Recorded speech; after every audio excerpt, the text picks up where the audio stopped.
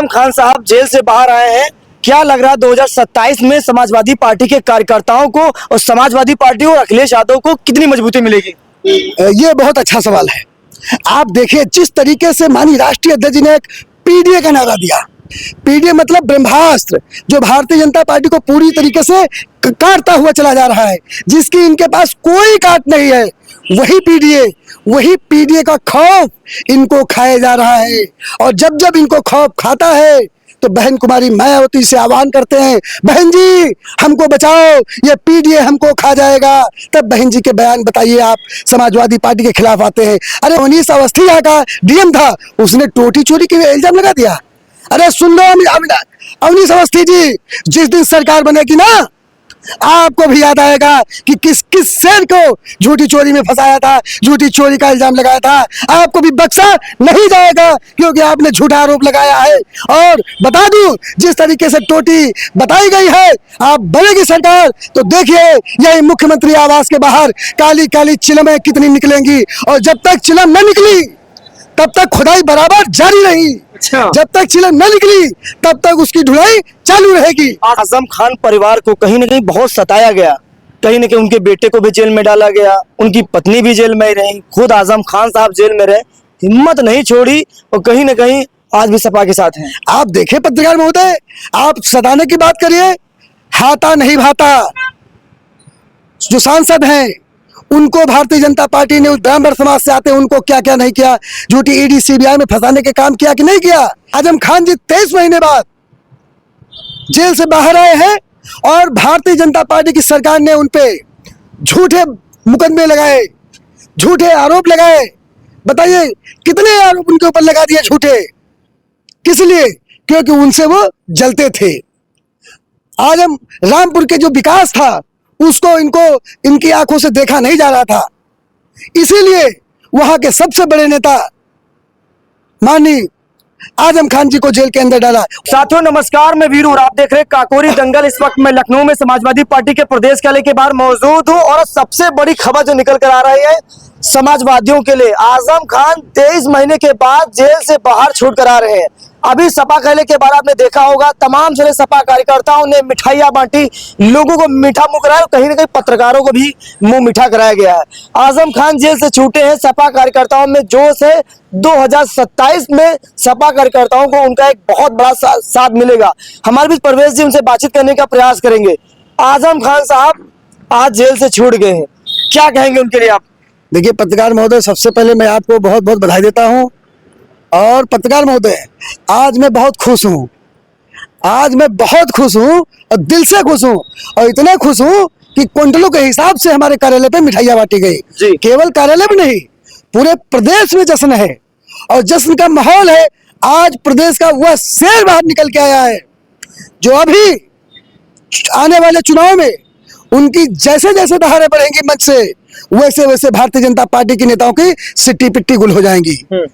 आज हमारे बब्बर शेर आदरणीय आजम खान जी 23 महीने बाद जेल से बाहर आए हैं और भारतीय जनता पार्टी की सरकार ने उनपे झूठे मुकदमे लगाए, झूठे आरोप लगाए। बताइए कितने आरोप उनके ऊपर लगा दिए झूठे, किस लिए? क्योंकि उनसे वो जलते थे।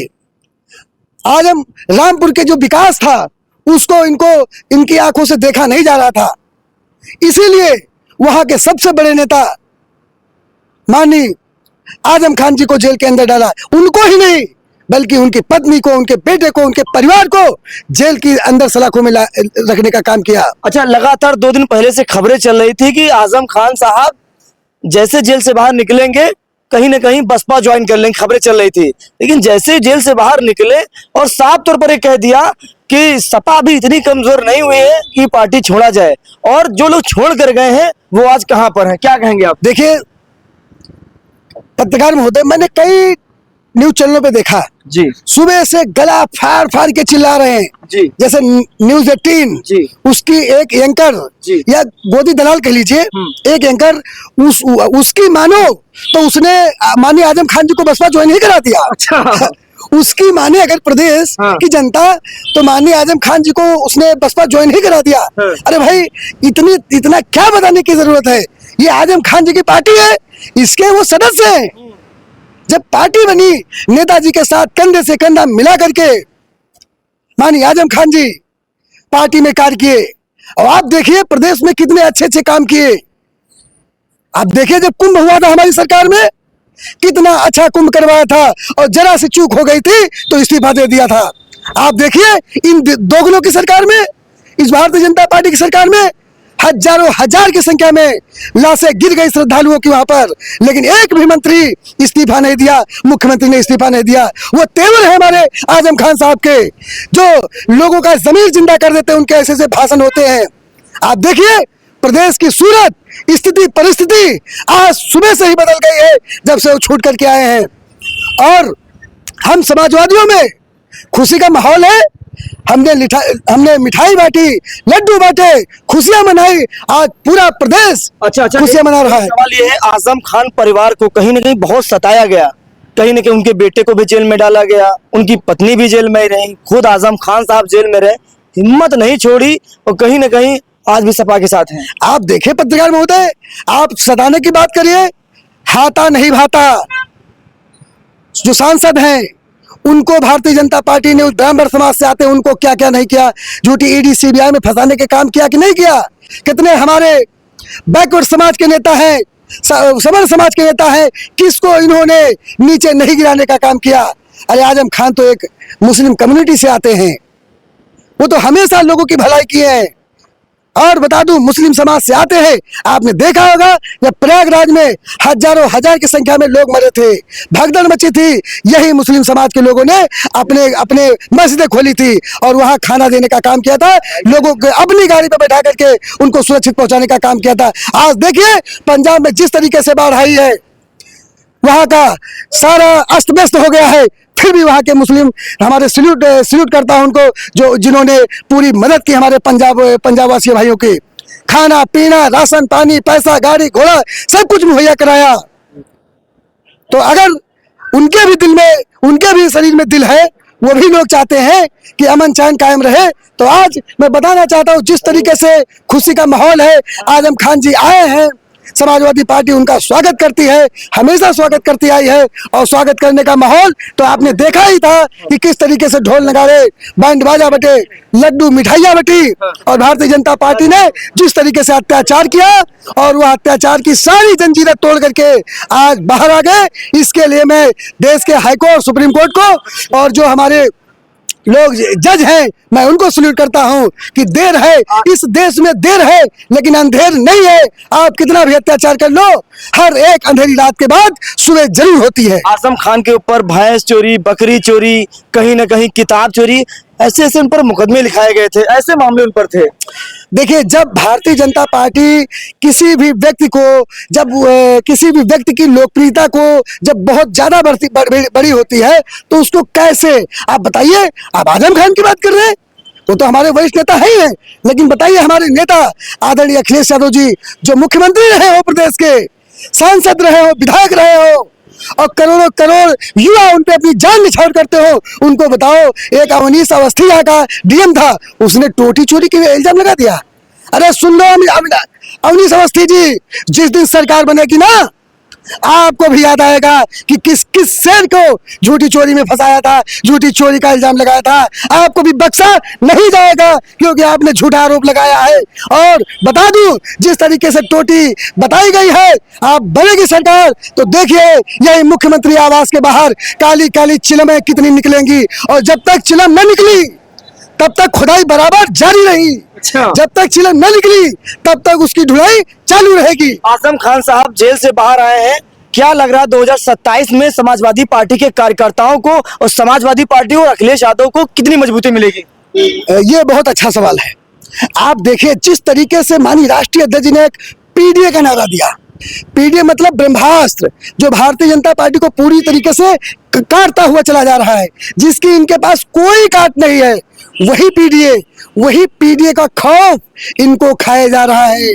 और जब जब इनको खौफ खाता है तो बहन कुमारी मायावती से आह्वान करते हैं, बहन जी हमको बचाओ, ये पीडीए हमको खा जाएगा। तब बहन जी के बयान बताइए, आप समाजवादी पार्टी के खिलाफ आते हैं। अरे आप सवाल करिए बहन जी उनसे जो सत्ता में बैठे, हम समाजवादी पार्टी के तो विपक्ष में, हम लोग तो जनता की आवाज उठा ही रहे। जनता की आवाज आपको भी उठानी चाहिए, लेकिन आप कटाक्ष बीजेपी के कहने पे समाजवादियों पे करती हैं। तो ये जो ब्रह्मास्त्र है पीडीए नामक, ये भारतीय जनता पार्टी को खाया जा रहा है।